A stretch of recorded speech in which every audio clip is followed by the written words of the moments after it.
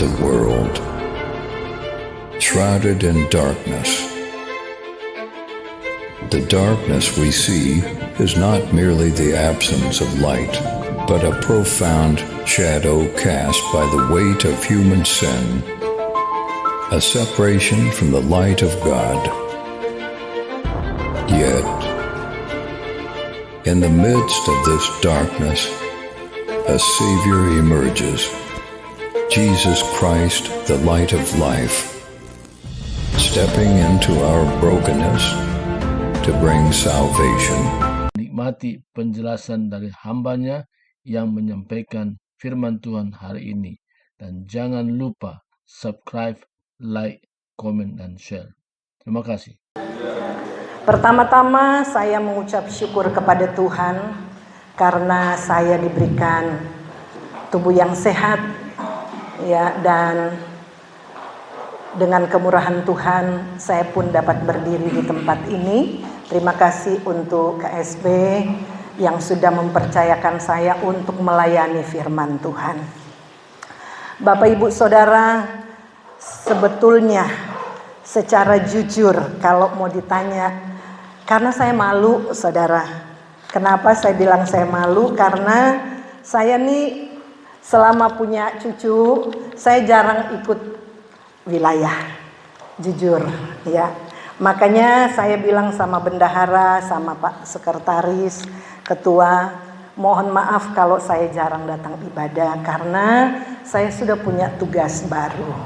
Haleluya. Bukan jadi alasan. Karena saya jujur Bapak Ibu, saya ini tidak bisa naik motor dan yang paling banyak hamba-hamba Tuhan di daerah Depok dan sekitarnya, daerah kota Depok dan sekitarnya. Kita di ujung, paling ujung saya. Jadi saya mohon maaf kalau saya jarang ibadah. Pak Ketua, Sekretaris, ya, bendahara, semuanya yang hadir di sini, saya mohon maaf karena saya jarang ikut pertemuan wilayah. Tapi saya tahu ketika saya bawa firman Tuhan, jemaat Tuhan, rekan hamba Tuhan terbiasa ngomong dengan jemaat.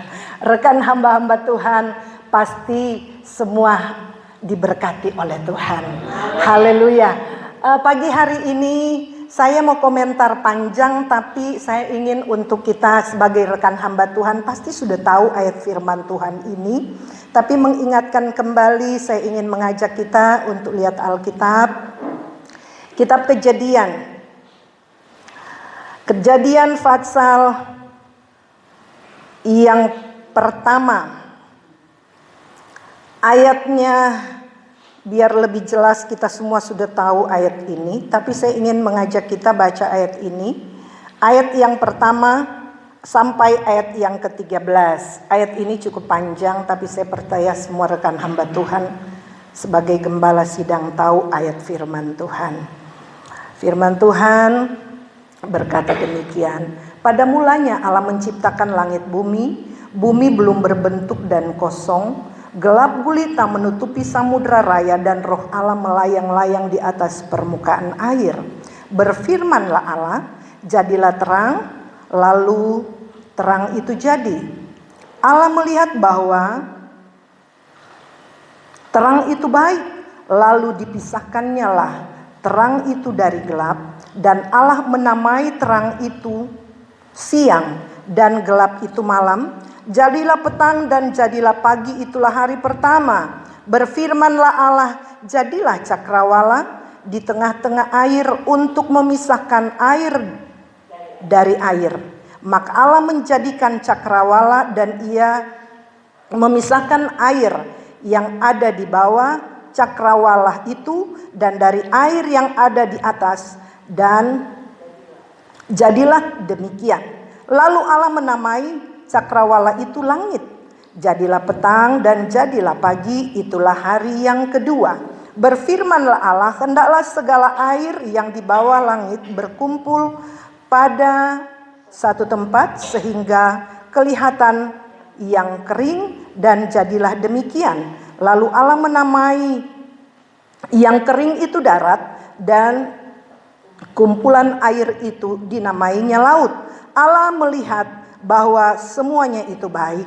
Berfirmanlah Allah, hendaklah tanah menumbuhkan tunas-tunas muda, tumbuh-tumbuhan yang berbiji, segala jenis pohon buah-buahan yang menghasilkan buah yang berbiji, supaya ada tumbuh-tumbuhan di bumi, dan jadilah demikian. Tanah itu menumbuhkan tunas-tunas muda, segala jenis tumbuh-tumbuhan yang berbiji, dan segala pohon-pohon yang menghasilkan buah yang berbiji.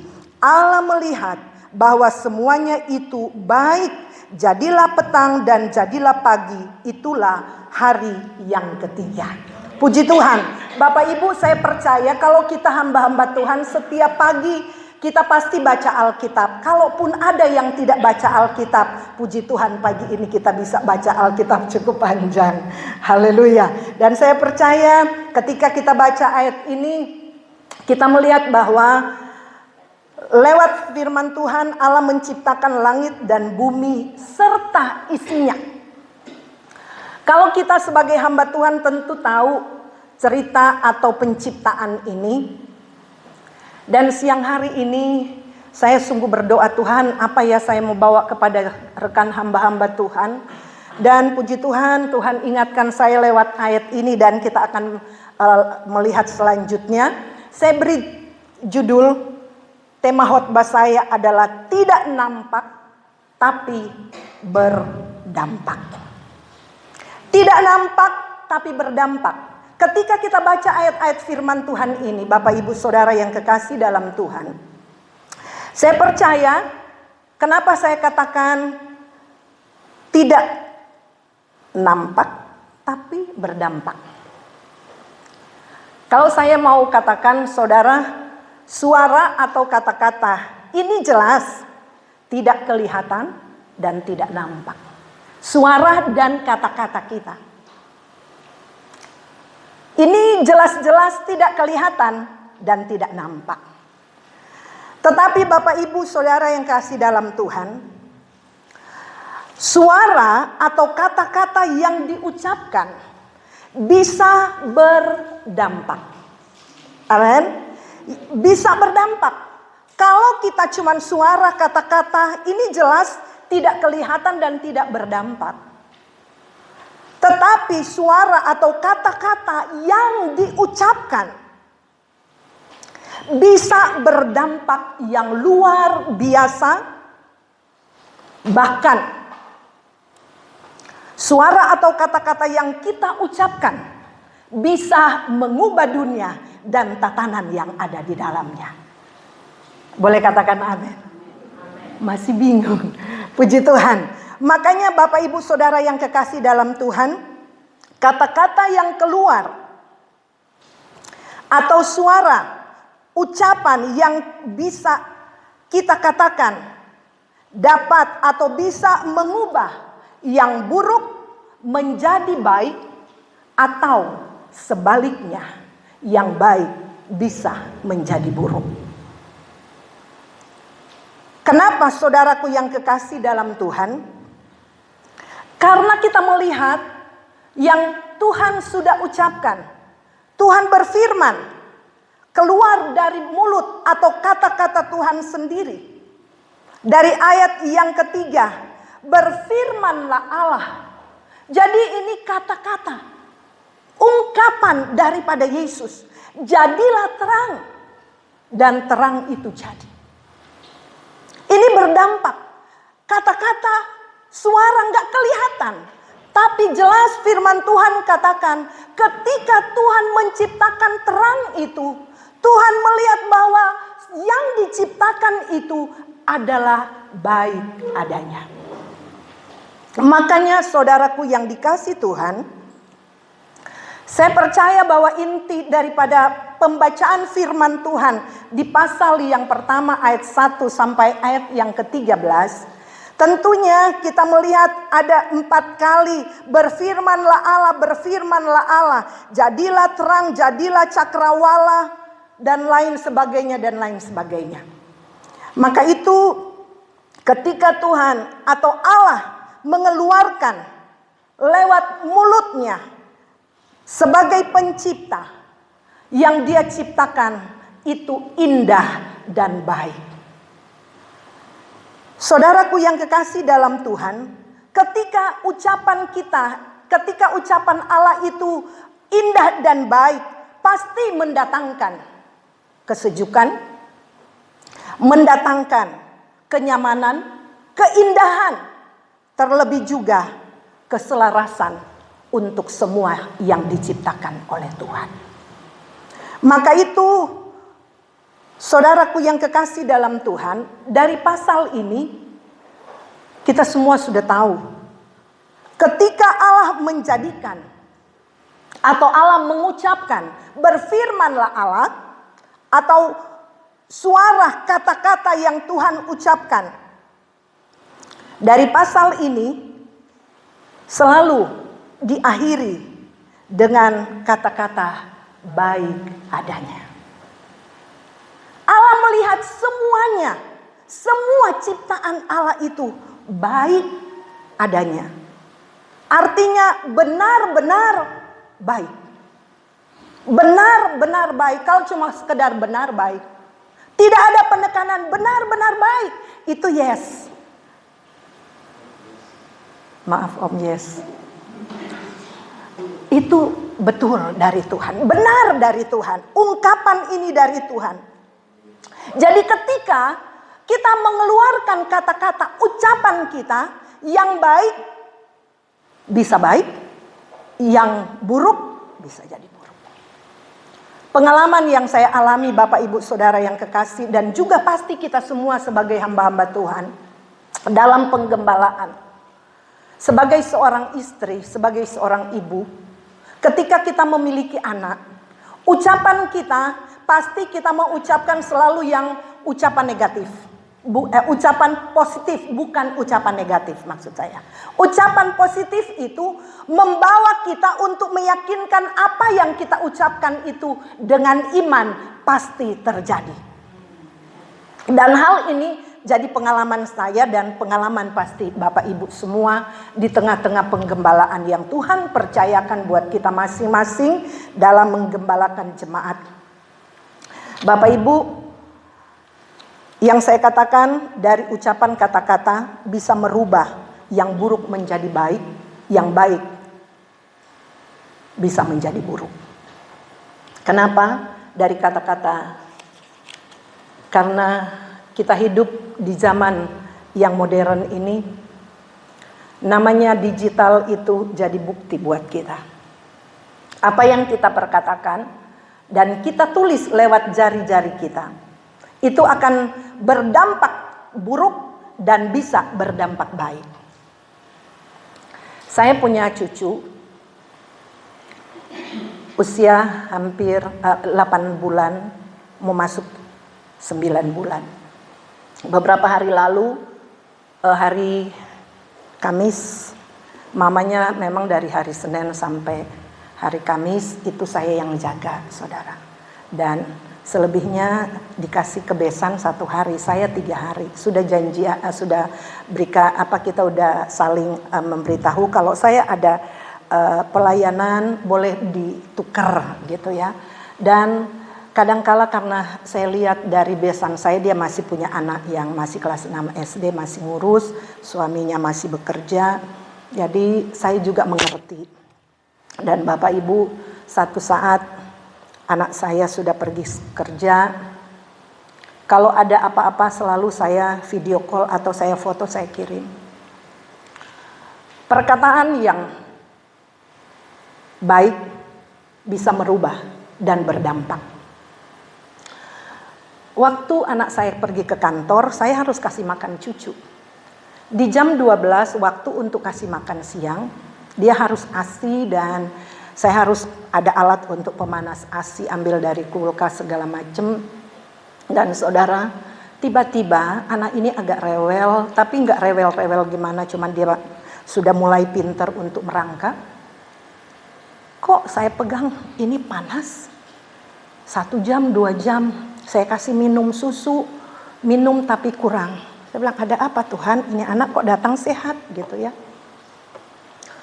3 jam kemudian saya coba ambil termometer untuk tes panasnya. Saya bilang, kok nggak biasa dia Tapi saya nyanyi, ada kuasa dalam darahnya, ada kuasa. Perkataan saya imani. Sebab saya nggak mau anak saya terganggu, saudara. Saya nggak mau telepon dia di kantor.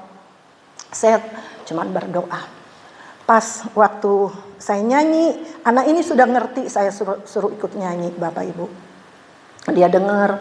Dan waktu saya ambil termometer, saya tes 37,9. Oh Tuhan tolong, panas. Kalau buat saya yang udah lama nggak pengalaman urus cucu, saya bilang darah Yesus berkuasa, Tuhan tolong. Nggak ada jalan lain Tuhan, saya cuma panggil namamu. Karena kalau saya telepon mamanya akan terganggu. Sebab dia di kantor bagian keuangan, jadi saya nggak mau dia terganggu. Saya terus berdoa, saya bilang Tuhan tolong Tuhan. Mungkin saya ada kesalahan Tuhan, ampuni saya. Anak ini dari pagi datang, saya kasih makan sarapan pagi, bisa lain sebagainya. Dan saudaraku yang kasih, itu saya katakan, suara kata-kata kita yang kita ucapkan bisa berdampak baik dan bisa berdampak buruk. Saya terus berdoa, saya cuma bilang, Tuhan, Engkau Allah yang hidup. Saya berdoa, jemaat Tuhan tolong, Tuhan sembuhkan. Saya mau berdoa, Tuhan anak ini jarang, kecuali dia harus imunisasi. Jadi jarang dia sakit. Saya bilang, kok nggak ada pilek, nggak ada batuk. Kenapa tiba-tiba panas ya? Kalau masih 37,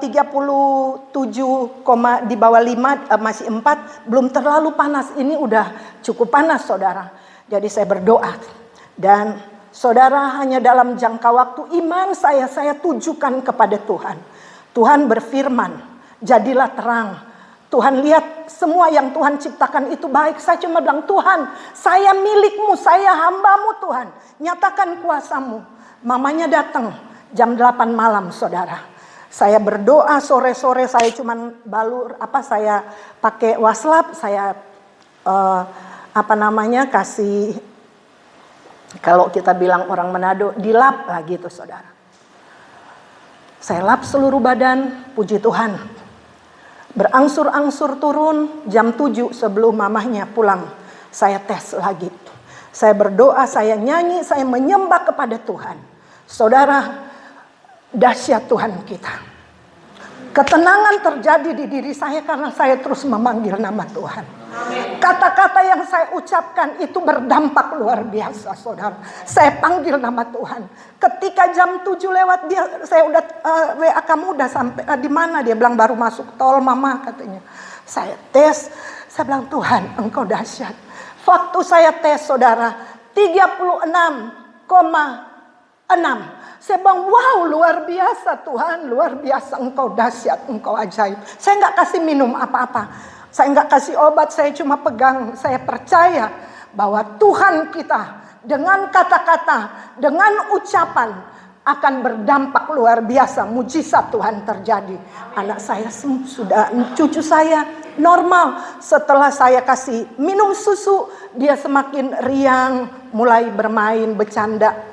Dan itulah saudara, saya berkata Tuhan Engkau Allah yang dahsyat.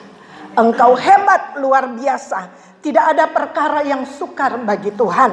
Ketika apa yang kita ucapkan saudara, kata-kata kita, ucapan kita akan berdampak baik bila kita lakukan dan kita percaya dengan iman. Kita melihat Tuhan, mengukur Tuhan yang menciptakan langit dan bumi. Segala sesuatu yang Tuhan jadikan itu betul-betul baik dan indah. Karena itulah Tuhan kita. Kita nikmati sekarang ini ciptaan Tuhan itu adalah luar biasa. Ketika kita alami dan kita rasakan dalam kehidupan kita sebagai hamba Tuhan, sebagai orang yang percaya kepada Tuhan. Bahwa Tuhan menciptakan dengan ucapan, dengan perkataan Tuhan. Karena dia adalah sang pencipta langit semesta alam ini. Olehnya Bapak Ibu Saudaraku yang kekasih dalam Tuhan, dunia yang kita tempati ini, kita rasa bahwa dunia ini adalah benar-benar indah melalui tatanan yang Tuhan ciptakan.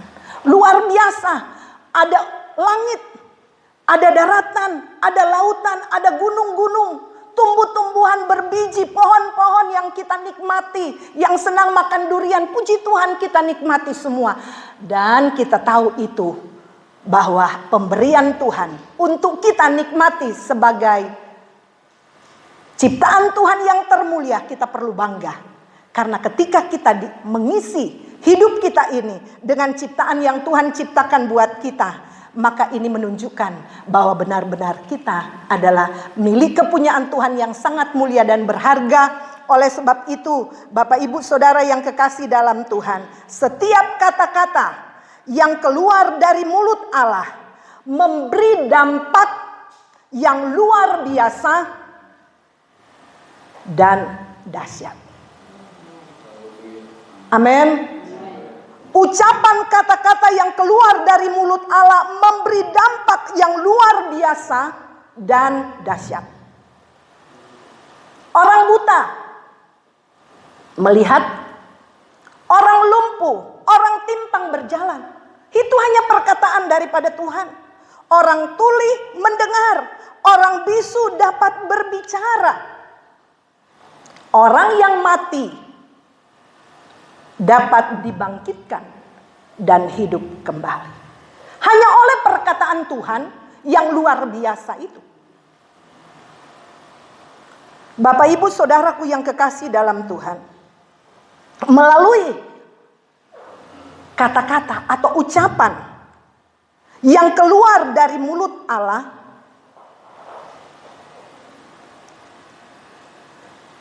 menunjukkan bahwa Tuhan kita mampu menaklukkan semua ciptaan Tuhan yang Tuhan ciptakan dari hari pertama sampai hari yang ketiga. Makanya ketika Tuhan melihat yang Dia ciptakan itu baik, betul-betul berdampak baik untuk kita juga.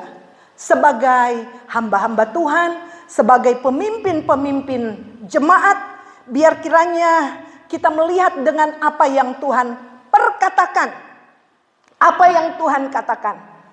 Karena semua ciptaan Tuhan, alam semesta harus tunduk dalam kekuasaan Tuhan. Saudara, kalau angin ribut, topan badai bisa seketika berhenti karena ucapan kata daripada Yesus, diam, tenanglah. Bapak Ibu, Tuhan pun, Allah pun mampu membuat perputaran bumi dan matahari berhenti seketika. Kita bisa lakukan itu? Tidak bisa. Hanya Tuhan, hanya Allah yang menciptakan langit bumi dapat melakukan itu. Makanya Bapak Ibu Saudara yang kasih dalam Tuhan, saya sungguh sangat kagum. Dan kita semua pasti kagum tentang Tuhan yang kita puji dan kita sembah. Serta kita layani adalah Tuhan yang hebat dan luar biasa. Maka itu saya ingin mengajak dan membawa saudara untuk melihat sebagai hamba Tuhan, sebagai pemimpin jemaat. Mari kita mau berusaha supaya hidup kita yang kita jalani kelihatan tidak nampak, tapi biarlah hidup kita akan berdampak. Saya mengajak kita untuk lihat Alkitab.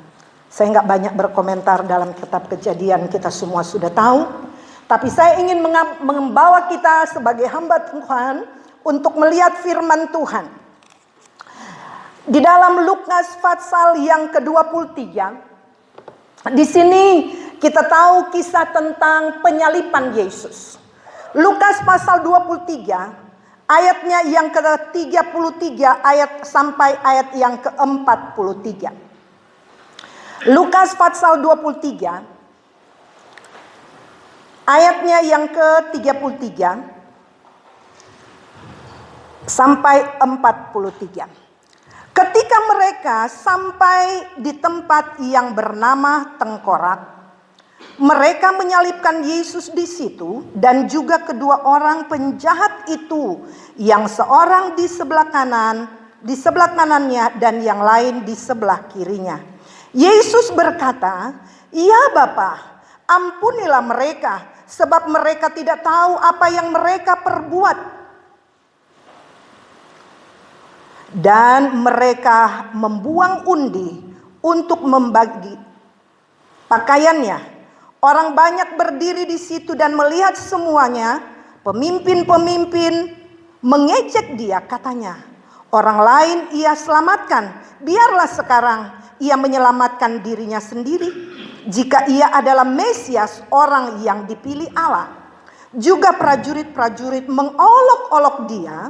Mereka mengunjukkan anggur asam kepadanya dan berkata, jika engkau adalah raja orang Yahudi, selamatkanlah dirimu. Ada juga tulisan di atas kepalanya, inilah raja orang Yahudi.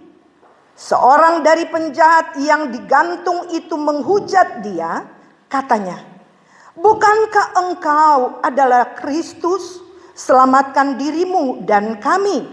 Tetapi yang seorang menegur dia, katanya, tidakkah engkau takut? Juga tidakkah kepada Allah?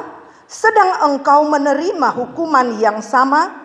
Kita memang selayaknya dihukum, sebab kita menerima balasan yang setimpal dengan perbuatan kita. Tetapi orang ini tidak berbuat sesuatu yang salah. Lalu ia berkata, Yesus, ingatlah akan aku apabila engkau datang sebagai raja. Kata Yesus kepadanya, aku berkata kepadamu, sesungguhnya hari ini juga engkau akan ada bersama-sama dengan aku di dalam Firdaus. Bapak Ibu Saudara yang kekasih dalam Tuhan, ketika kita mengingat kembali kisah ini, kita melihat bahwa ada dua penjahat yang saya katakan tidak nampak tapi berdampak. Ketika kita melihat penjahat yang satu, penjahat yang satu ayatnya yang ke-39 dia berkata, seorang dari penjahat yang digantung itu menghujat dia, katanya, bukankah engkau adalah Kristus? Selamatkan dirimu dan kami. Selamatkan dirimu dan kami. Dia tunjuk pada diri sendiri dan orang di sekitarnya. Tapi yang jelas, dua penjahat ini, yang pertama, dia tetap mengolok-olok Yesus. Sampai pada detik terakhir, sudah ada di tiang gantungan, dia masih tetap mengolok-olok Yesus. Bapak Ibu, penjahat yang luar biasa kaliber, jahat sejahat-jahatnya, ternyata sudah di tiang gantungan. Tidak ada kesempatan bagi dia untuk bertobat. Masih tetap menjelekkan, masih tetap mengolok-olok Yesus. Tempatnya ada dalam hukuman neraka yang kekal. Tetapi kita melihat penjahat yang kedua. Dia menegur penjahat yang pertama. Dia bilang, kenapa kamu mengolok? Kita sama kok. Sama orang jahat. Kita penjahat. Kita layak untuk terima hukuman. Karena memang kita orang jahat. Bapak Ibu, Saudara yang kekasih dalam Tuhan. Ada orang jahat. Langsung kelihatan jahatnya. Tapi ada orang yang jahat. Nggak kelihatan dan nggak ketahuan. Jadi sebetulnya kalau dilihat sama aja, dia jahat tapi ini udah kelihatan. Makanya dia dihukum. Yang lebih parah lagi Bapak Ibu, ada orang yang sangat menjengkelkan, sudah salah tapi tidak mau mengakui kesalahannya. Itu buat gergetan. Ada nggak hamba-hamba Tuhan yang seperti itu? Kita sudah tegur, kita nasihati. Sudah tahu salah, tapi nggak mau mengakui kesalahan. Menyebalkan.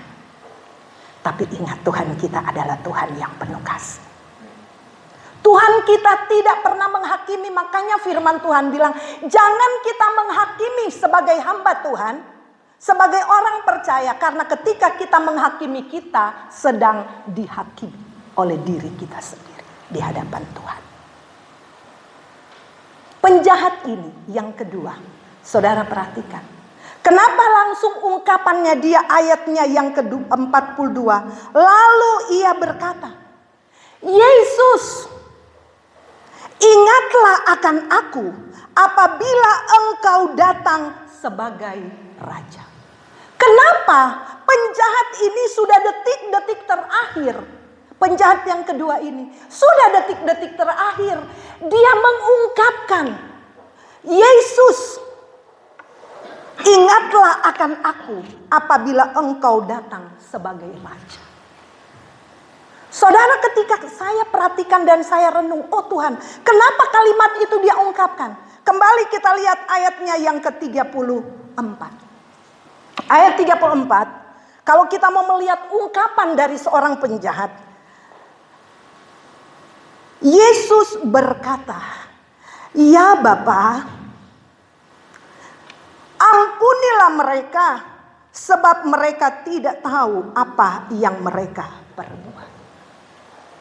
Bapak Ibu, penjahat yang kedua ini, dia ada di atas gantungan, sudah tergantung di salib, dia masih dengar ucapan Yesus.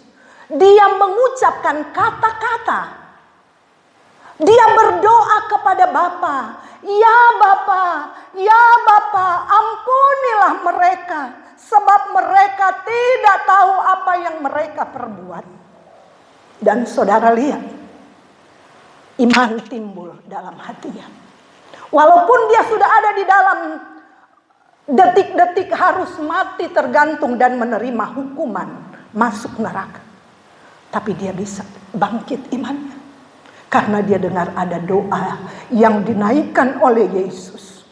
Yesus berkata, ya Bapa, ampunilah mereka, ampunilah mereka. Saudara, walaupun dia seorang penjahat, Tuhan betul-betul menjamah hati. Dia bertobat, terketuk hatinya saudara. Karena dia dengar ada suara, ada kata-kata yang keluar dari pribadi Yesus sendiri. Ya Bapa, ampunilah mereka. Dia sadar, dia salah satu termasuk yang Yesus doakan. Ya Bapa, ampunilah mereka, karena mereka tidak tahu apa yang mereka perbuat. Dari situ saudara, kita lihat betapa dahsyat Tuhan. Orang yang sudah detik-detik ada di dalam tiang gantungan untuk masuk neraka, dia bisa berkata,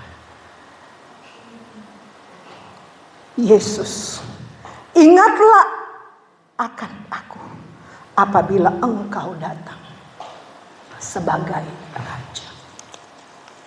Bapak, Ibu, Saudara yang kekasih dalam Tuhan, saya percaya bahwa dua kalimat yang dia sampaikan ini, dari penjahat ini, ada dua perubahan dari penjahat ini. Yang mestinya di detik-detik terakhir dia harus dihukum masuk dalam neraka. Tetapi dia menyadari kesalahannya. Dia sadar kesalahannya. Dan dia berhenti menghujat Yesus. Dia sadar, dia mengerti bahwa itu salah. Itu tidak baik. Dan dia berhenti menghujat serta bertobat. Hamba-hamba Tuhan, kita mengajar kepada jemaat Tuhan, mari ajarkan kepada diri kita juga. Biar kita mau terus belajar seperti yang Yesus ajarkan. Kita mau belajar mengasihi, mengampuni. Karena ketika kita mau belajar dalam menjalani hari-hari hidup kita, tidak berdampak, tidak nampak, tapi akan berdampak. Hidup kita, saya percaya doa yang disampaikan tadi oleh Bapak Theo juga. Biar kami bisa berdampak ya Tuhan. Kami mau berdampak sebagai hamba Tuhan. Saya tidak menggurui jemaat rekan hamba Tuhan. Tapi firman Tuhan datang biar kita semua yang ada pada siang hari ini sebagai hamba-hamba Tuhan, pemimpin jemaat. Biarlah ucapan kata-kata kita itu ucapan yang berdampak seperti Yesus.